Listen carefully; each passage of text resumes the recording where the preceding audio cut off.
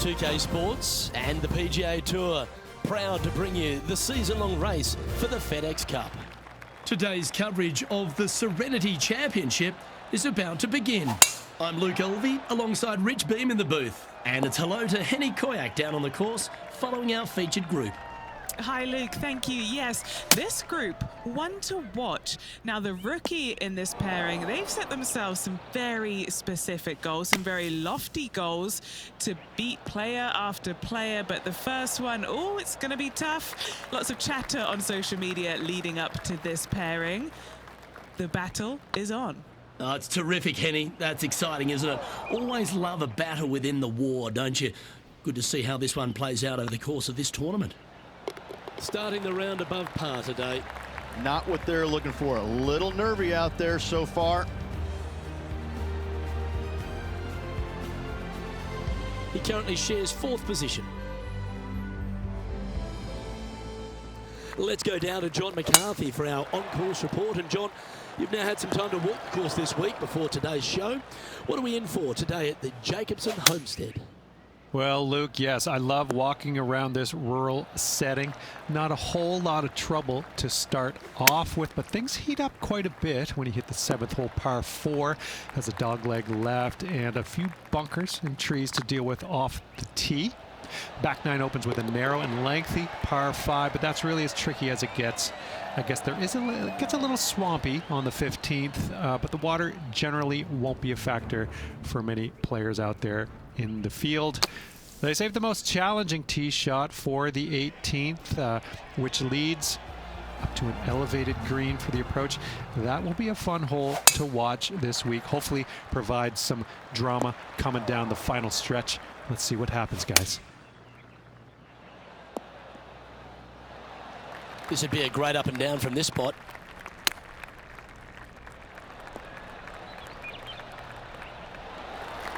Let's see if you can make this and keep the par on the card. Nice little putt to hole, that one. So no movement there. The player remains at even par. Now we're on the 4th tee here at Jacobson Homestead, and it's a par 3, playing 181 off the back tees. That's about as far as you're going to see this par 3 play, Luke. Player's going to go in there with the mid, probably shortish iron. Obviously, with the water on the right, you want nothing to do with that side as the bank severely slopes downwards. Bailing out to left of the bunkers, not so hot either. But with just a short iron in your hand, you think that these players are good enough to fire right at it, don't you? This next putt is for bogey. Down she goes. Let's head to the next. Now let's switch our focus to Ricky Fowler. Now, who'd have thought we'd see this? He is behind his rival. Can he do the catching up that's necessary? Here we are at the 5th hole.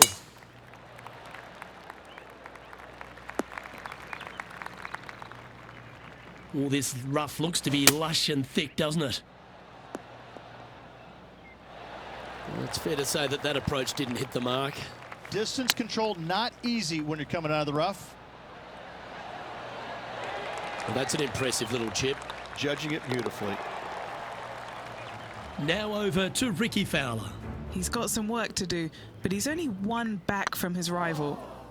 So after that effort, let's have a look at the contenders and the pretenders. Sitting at 1 over for the day. Moving up the leaderboard. I like it.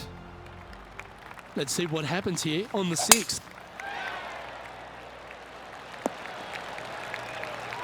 Nicely done.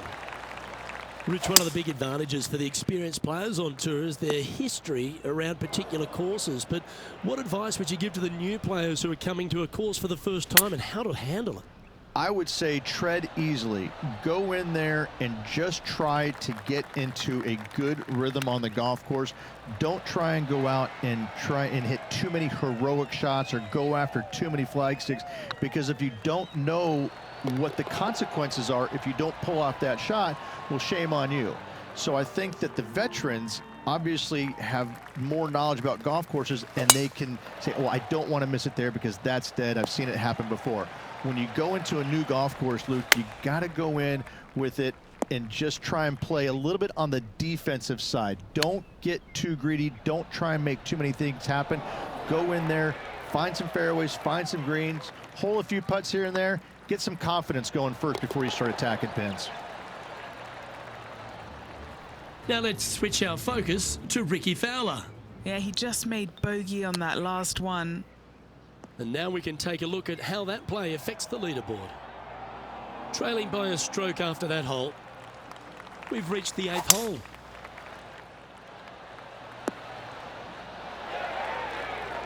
Now over to Ricky Fowler. He's currently trailing his rival. Let's see what happens here.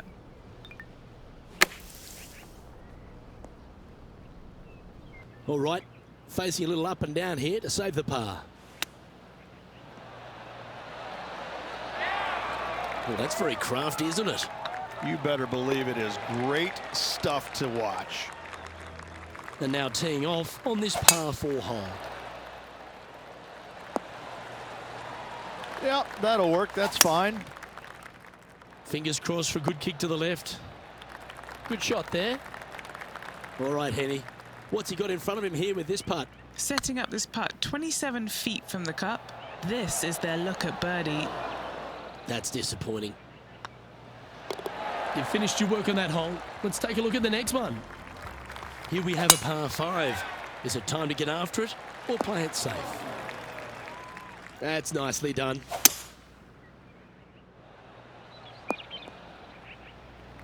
Getting ready to play their 3rd.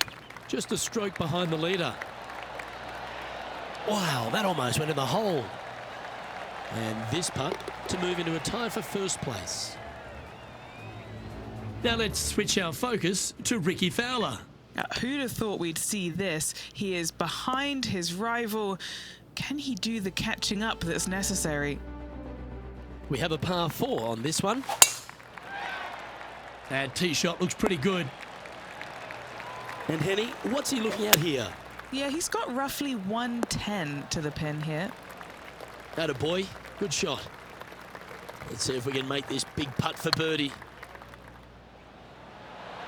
That was a gallant attempt. This one just outside 7 feet to the hole.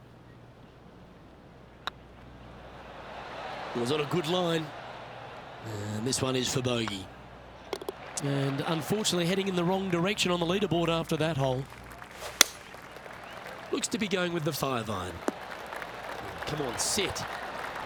Sitting at +1. Currently tied for 3rd.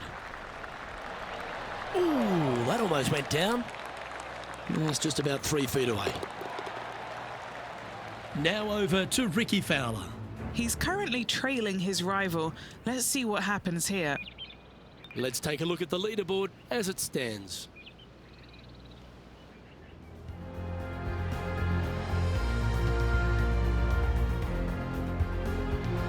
Teeing off here on the 13th hole.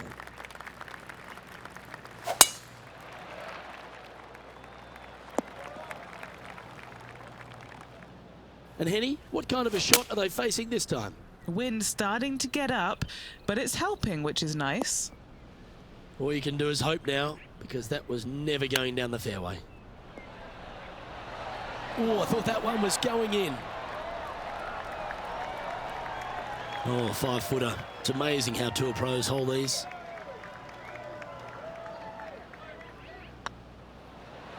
Ooh, right by the hole. A bogey putt awaits. In she goes. Let's head to the next. He's currently tied for 5th. We find ourselves on the tee, one of the stronger par 4s on the back 9 here at Jacobson Homestead. The 14th playing 483, Rich, from the tips. Yeah, generous landing area, thankfully out to the right-hand side. Obviously a bunker down the left, and if you miss it even further left, there's water lurking. But the second shot, this is where it gets slippery. This is where it gets dangerous, especially to a back right hole location. All of a sudden, the water down the right-hand side comes into full view, bailing out to the left in the bunker. Not so hot either. Tell you what, it takes a brave player to fire at this flagstick.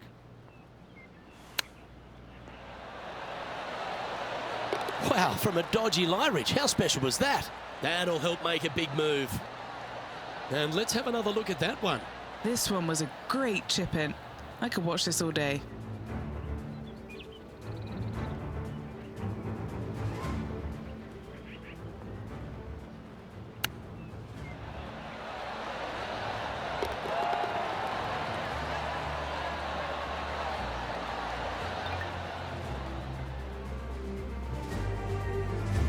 sitting at 1 over for the event. I tell you what, inching closer to that top spot on the leaderboard, things are definitely heating up. Now with the honour on a par 5. It's heading to the rough for mine. Henny, I'm sure you've got a better look of that lie. Oh, some smiles here, a bit of luck in the second cut. It's sitting nicely. That was a beauty. Full of confidence as well with their putter. Gotta like their chances. Just didn't drop. Just a tiny putt is all that remains. Now let's switch our focus to Ricky Fowler. Now, who'd have thought we'd see this? He is behind his rival. Can he do the catching up that's necessary? Let's take a look at the current standings.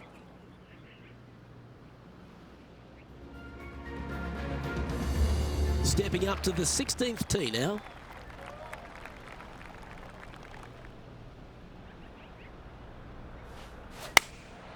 Opting for the 9-iron. Let's finish with a flurry. It'd be nice to make a move up the leaderboard.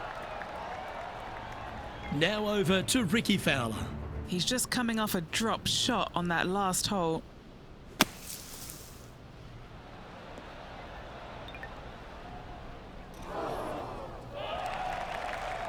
Standing over this one, and it's a very long putt.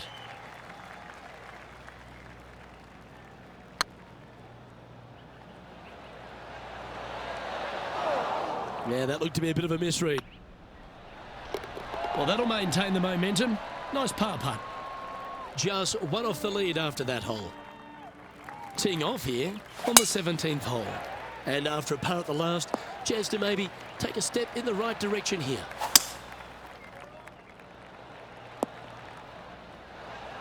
Not a bad approach, that one. Not quite inside the birdie range, but you never know. Hole a long one. Still counts. An opportunity to make their par. No movement up or down on the leaderboard for this player. And as this player tees off on their final hole, they're one shot off the lead. Well, they need to stick this close. A birdie would tie them for the lead and force a playoff. That's a shame. Just leaking left, that one. Found the green side rough. Oh, wouldn't that have been nice? And this putt is for a final score of 73. Okay, steady now. And this next putt, it's for bogey. And that's how he signs off on this event. Well, Henny, that was some match. We thought it'd be a great rivalry, and it absolutely was. But how proud would this player be to have taken down Ricky Fowler, despite not winning the event? Luke, this player will be brimming with pride. What a great result.